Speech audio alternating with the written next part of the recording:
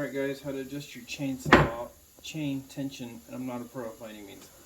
So I always go to the bottom of the rakers to where they're just barely hanging in there. Your hand's in the shot in both of those. There you go. So this is just a hair too loose. They probably do just fine. But remember, they will stretch just a hair.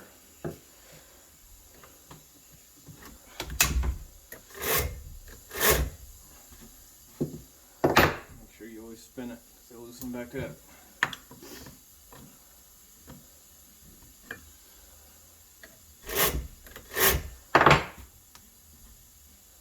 Ten seconds.